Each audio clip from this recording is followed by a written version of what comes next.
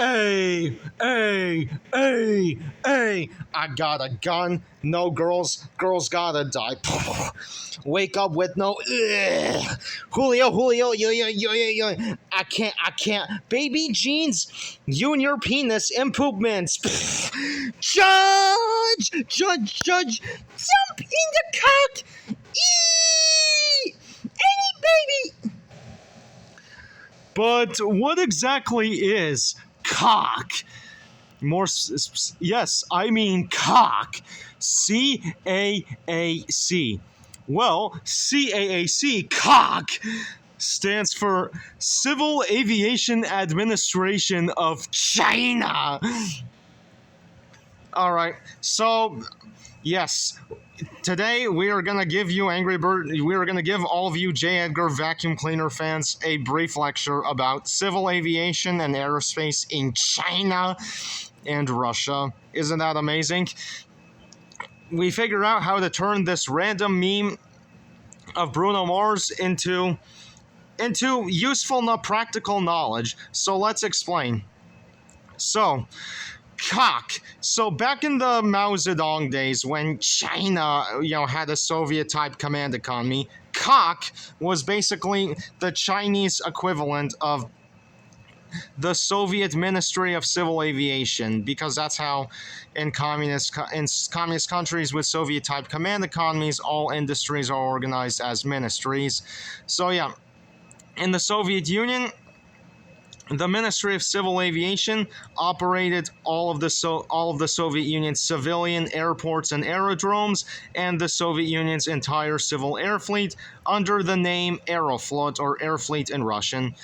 Post-Soviet collapse, I imagine that I believe all of Russia's airports still are government-owned, obviously, and Aeroflot still exists. It's still a government-owned airline, but post-Soviet collapse, a lot of Aeroflot's assets were privatized, so now there's privately owned airlines that exist in Russia as well, and they're called baby floats. The Ministry of Civil Aviation in the Soviet Union was around from 1964 to 1991, and previously, before that, it was just a civilian transport authority of the Soviet Air Force. And so CAAC in China was basically the same thing. CAAC also operated all of China's civilian airports, and today it still does. Today, CAAC still does own and operate all of China's civilian airports and aerodromes. But the difference is that in Mao Zedong era China, and for a brief time in Deng Xiaoping era China too, CAAC operated China's entire civil air fleet under the brand name CAAC Airlines.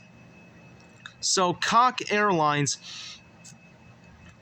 after post-Cold War, CAAC Airlines was broken up into 6 airlines, and of course privately owned airlines were legalized in China.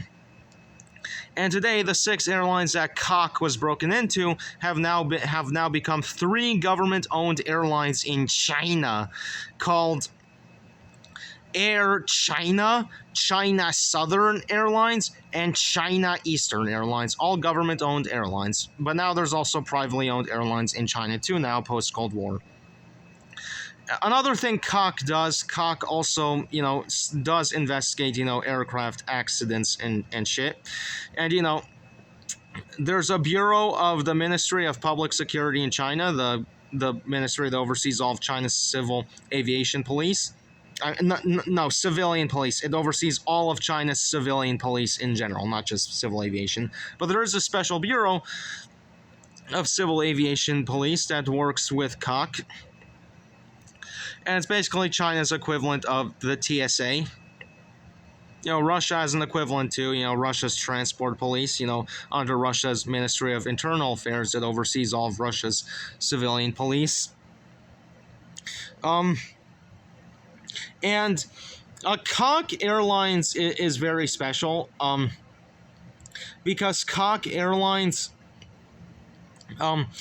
because while CAAC Airlines was in existence, it was when Mao Zedong did, the Shanghai Y-10 project. So the Shanghai Y-10 project, So one thing about it, so in the Soviet Union and in China, again, everything organized into ministries. Aerospace was organized into ministries like Ministry of Aviation Industry that existed both in the Soviet Union and China, which, built all the countries, aircraft in general, airplanes and helicopters and shit. There was, Ministry of General Machine Building in the Soviet Union, and in China there was, Ministry of Space Industry, which, built spacecraft.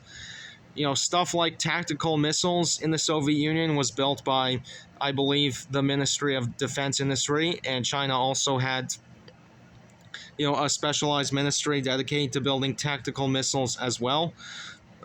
Because Ministry of Space Industry and Ministry of General Machine Building built strategic missiles, since the science behind, strategic missiles is, pretty much the same as the science behind, launch vehicles, strategic ballistic missiles, more specifically. In post Cold War, they're still government-owned enterprises. So, Ministry of Aviation Industry of the Soviet Union is now a bunch of Russian government-owned companies like United Aircraft Corporation, which builds Russia's airplanes, United Helicopter Corporation, which builds Russia's helicopters, and Aero Engine Corporation of Russia, which builds Russia's aircraft engines, all government-owned enterprises. Ministry of General Machine Building is now Roscosmos, which is both Russia's space agency, and it's also Russia's builder of spacecraft and strategic ballistic missiles. And then Russia has another government-owned enterprise called Tactical Missiles Corporation. And in China, it's the same way. The Ministry of Aviation Industry of China most of its assets became a government-owned company called CAAC, which builds, most of China's military aircraft. Well, actually builds like all of China's military aircraft and a couple of China's civilian aircraft too. Then there's another government-owned company in China called CAAC, which takes over the assets of, Shanghai Aircraft Factory, owned by Ministry of Aviation, and it's in charge of building China's commercial jetliners. COMAC C909, equivalent to Embraer business jets, C919, equivalent to Boeing 737 Max, and the Airbus A320neo, and also the A220. COMAC C929, equivalent to the Boeing 787, and the Airbus A330neo. C939, equivalent to the Boeing 777X and the A350, and then C949, China's equivalent of the Boom Overture by, American Boom Supersonic. And then some of the ministry's aviation industry's assets also became another. Oh, by the way, AVIC also builds China's military.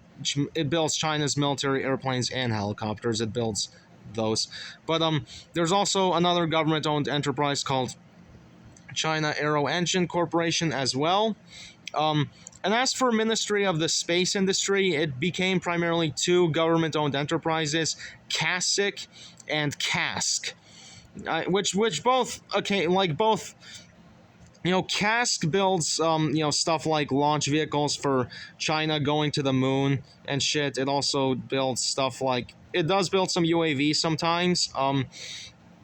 It builds a lot of tactical missiles too. CAASC builds more strategic missiles, and also like space planes, like China's Shenlong, equivalent to the American Boeing X-37B. I think both primarily, they also build a lot of satellites too. And China has also recently allowed some private companies, a few in some industries too, like UAVs, and also in medium or small lift launch vehicles, like there's Tangden, Sichuan, which builds a few UAVs, And there's also Galactic Energy, which builds a few small launch vehicles, for example. There's other stuff like iSpace too, which also builds small launch vehicles, but they don't build massive launch vehicles.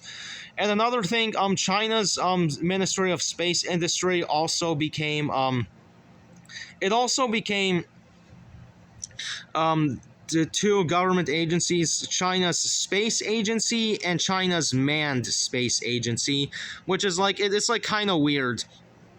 It's like China wants one agency dedicated to unmanned space missions and another dedicated to manned space missions, so it doesn't treat as a single unified space program. And then there's also China's Space Force too, and China, operates overseas satellite tracking stations, operated both by China's civilian space agencies and by the Chinese Space Force. There's satellite tracking stations in countries like Argentina, in Kiribati, in Karachi, Pakistan, in Malindi, Kenya, in Swakopmund, Namibia, for example. And the overarching theme behind all this is that the vast majority of countries around the world tend to have civil aviation fully or partially nationalized, and the vast majority of countries in Eurasia tend to have aerospace fully or partially nationalized. So I think the main takeaway of this should be that America needs to fully nationalize its civil aviation and its aerospace industries, and it'll have a lot less problems, because all the problems America currently deals with regarding civil aviation and aerospace are the cause of privatization. That's it. The vast majority of planet Earth understands that aerospace and civil aviation should never be privatized. So America needs to learn this lesson and fully nationalize its civil aviation and aerospace, and a lot of other industries too. Countries around the world tend to nationalize a lot of stuff. Most countries around the world tend to nationalize, for example, utilities like water, electricity, telecoms, etc. They tend to nationalize heavy industries, not just aerospace, but also shipbuilding, automotive, steel, if you consider that a heavy industry. They also tend to nationalize, natural resources like, oil and natural gas, for example. A lot of countries will nationalize stuff like food processing. Most countries will nationalize transport, definitely, not just civil aviation, but also railroads, roads, shipping container ports, and merchant marines. So, also, and of course, it's a no-brainer, healthcare and education too, obviously. If you want free healthcare and free education up to the college level, you need to have healthcare and education fully nationalized and centralized. And of course, because most countries are unitary states, you can think of stuff like emergency services like police and firefighting and EMS also fully nationalized. And I apologize if the video is starting to get grainy for some reason and the graphics are starting to get worse. But yeah, that's the bottom line. That's the takeaway. And also, Shanghai Y10, Red, I think, mentioned that earlier. So why not talk about the Shanghai Y10 while we're at it? It's an interesting story. In 1970, a Boeing 707 of Pakistan crashed in Xinjiang, China. It flew off course. Pakistan was a U.S. ally at the time. I mean, it still sort of is, but it's not the most reliable ally we have. But back then, Pakistan was a really reliable U.S. ally. Lockheed U-2s and SR-71s used to take off from there. It was a member of CAAC, which was like Indian Ocean, which is like the Indo-Pacific equivalent of NATO. And so when the Boeing 707 crashed in Xinjiang, China, they just captured it. China captured. They didn't give it back to Pakistan. Instead, Mao Zedong sent it sent the wreckage to Shanghai Aircraft Factory, owned by the Ministry of the Aviation Industry, and had them study it and use it to start building the Shanghai Y-10, a Boeing 707 class airliner, also similar to, the Douglas DC-8 and the Convair 880 and 990, and build it to be operated by CAAC, CAAC, and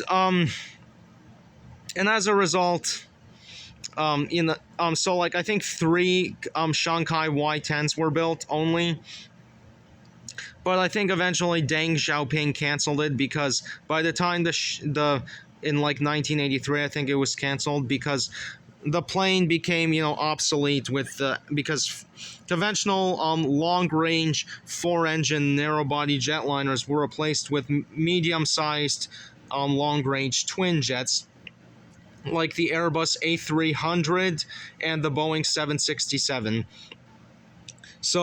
But Shanghai Aircraft did get permission from the U.S. to license build the McDonnell Douglas DC-9 and variants like the MD-80 and MD-90 and whatnot. And China's used that experience to learn how to build civilian airliners in general. And CAAC is going to come and blow out the competition as government owned. And another thing I want to talk about,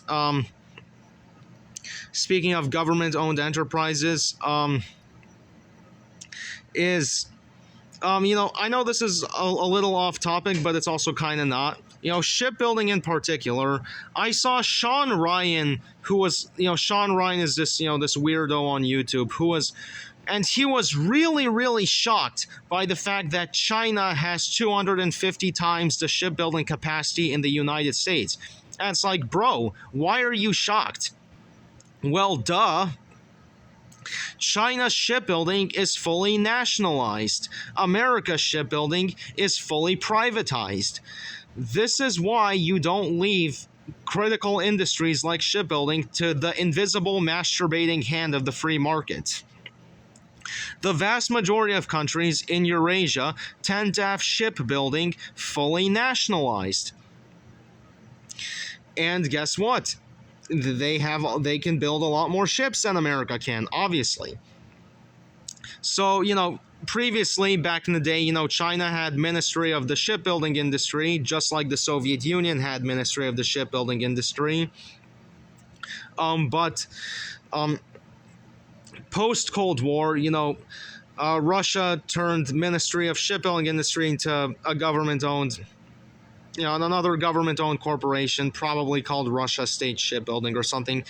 And as for China, the Ministry of Shipbuilding Industry was turned into two-ish government-owned corporations. First, CSSC. CSSC, it oversees most of China's shipbuilding, but the rest of it is done by another government-owned corporation called COSCO, without the T.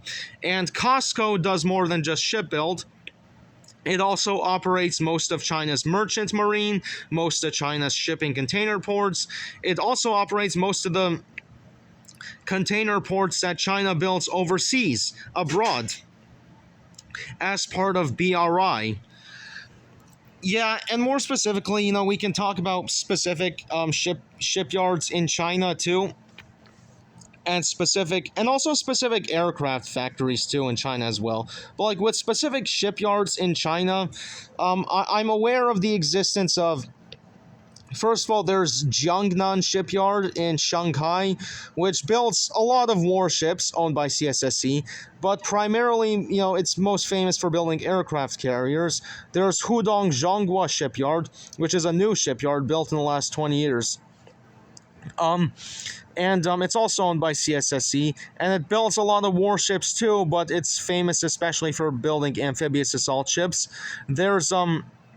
There's Dalian Shipyard, owned by CSSC in the city of, Dalian, which builds a lot of warships too, but it's especially famous for aircraft carriers, more so actually than Jiangnan. There's Bohai Shipyard, owned by CSSE. I believe it's also in Liaoning, just like Dalian. And it builds China's nuclear submarines. And then there's also, yeah, and then there's Yantai Raffle Shipyard. I'm not sure where Yantai Raffle Shipyard is. I think it's in Shandong. That one is owned by Costco. That one is not owned by CSSE, and it builds container ships primarily. By the way, Yantai Raffles is a fun name. I also know there's shipyards owned by CSSE in Guangdong, which build pretty exotic products like the Blue Dolphin 6 cruise ship. Well, not really cruise ship. It's like a floating restaurant, but it's really fun. It's aircraft carrier themed. It's got a J-15 mock-up on board. It's pretty cool. And then there's also aerospace too. Like what factories, like for airplanes and helicopters, in China. Like for example, there's Chengdu, owned by AVIC, which specializes especially in dedicated air superiority fighters. There's Shenyang Aircraft Factory, owned by AVIC, which specializes more in strike fighters and especially maritime strike fighters. There's Xi'an Aircraft Factory, owned by AVIC, which specializes in strategic heavy bombers and also in very large transport planes. There's Shanxi, owned by AVIC, which specializes more in medium-sized or small transport planes, military, civilian. Then there's what else? There's Hongdu, owned by AVIC, which specializes primarily in UAVs. Chengdu also makes a lot of UAVs too.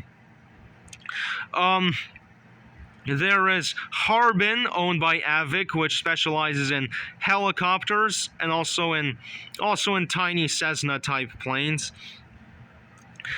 We mentioned Shanghai Aircraft Factory, owned by CAAC, which specializes in building commercial jetliners. Because it's the one that made Shanghai Y-10, so no surprise at all that that's its specialty.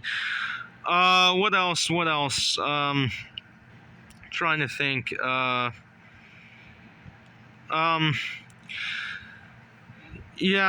other aircraft factories? I know there was Nanchang. Nanchang is another one.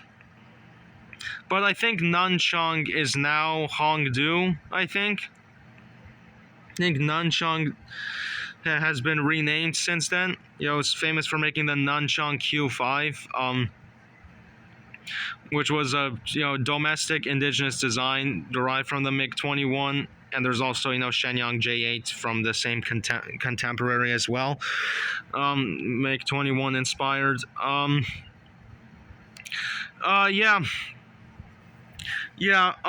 Also, we tend to keep our videos about half an hour, but, since it's not half an hour yet, I'm willing to riff off more about Chinese aerospace. There's like the Long March rockets. There's the Long March 9 rocket that China's building, built by CAAC, which is gonna send Chinese people to the moon in either 2029 or 2030. So America better get running on that Artemis program.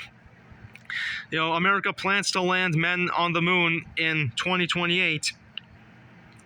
I hope Jared Isaacman doesn't screw it up and end up with delays or cancellations, because America can't afford to lose that. By the way, actually, I made a mistake, by the way. It's Long March 10 that's going to send Chinese people to the moon, not Long March 9. Long March 9, also built by CAAC, is like China's equivalent of Starship. It's gonna send super heavy payloads to the moon and will probably be used for crewed missions to Mars. Some point between 2040 and 2060 is when China plans to send people to Mars and return home, not send them forever. They don't want to build a Mars colony yet, because humans are not ready for that yet. Elon Musk saying we should build a Mars colony. Yeah, that's insane. Crewed missions to Mars is not insane. All countries, all major space agencies are looking into it, but the idea of permanent Mars settlement, yeah, that's maybe like next century thinking. That's maybe not this century thinking. What else? What else do we want to talk about regarding Chinese aerospace? Because we still got some time. I'm pretty interested in China's aircraft carrier program. I think maybe it deserves maybe its own video, but China went from first Type 001 aircraft carrier from the refurbished Varyag, the canceled Admiral Kuznetsov class Soviet carrier, built the Type 002 Shandong, also a modified Kuznetsov class, built the Type 003 Fujian, a cattle bar carrier. It's not stow bar like the previous two, it's cattle bar. It's equivalent to the 1950s American USS Forrestal class. And then China's building the Type 004 aircraft carriers, which deserves its own video, but China plans to build 6 Type 004 aircraft carriers by 2035. And who's to say they'll stop building them? They'll probably build more after 2035 too. Yeah, they're all larger than the Gerald R. 4 class. They're going to be 90, or no, they're going to be 120,000 tons. They'll have 4 to 5 EM catapults. They'll have 3 to 4 magnetic elevators. They'll carry the J-50 once it replaces the J-15T. They'll carry the J-35 without the A. J-35A is the Air Force variant. They'll carry the KJ-600, both the AWACS variant and the transport variant, meant to be a Chinese C-2 Greyhound. They'll carry the Z-20 helicopters, China's Sikorsky Seahawk equivalent. Yeah, I imagine they're obviously going to carry combat UAVs too, like the GJ-21 and the WZ-7.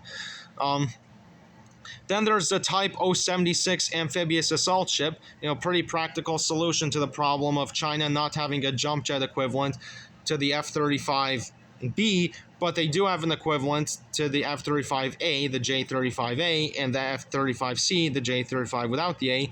So China's Type 076 amphibious assault ship has a EM catapult and arrestor gear similar to the ones we saw in the Type 003 Fujian. So that means that it will very likely be able to carry J-35s, possibly maybe even KJ-600s and J-50s / J-15Ts. It's crazy. China, we don't know how many of those China plans to build, but we know China does plan to build 8 Type 075 amphibious assault ships, of which 4 have already been built. By contrast, America has 11 super carriers, as required by U.S. law, and 9 amphibious assault ships. So China could exceed that number. Also, KJ-600 equivalent to E-2D Hawkeye, J-15T equivalent to F-18 Super Hornet, J-50 equivalent to F-AXX. China's J-36 equivalent to the American F-47. That's a large dedicated air superiority fighter meant to replace the J-20, just like how the F-47 will replace the F-22.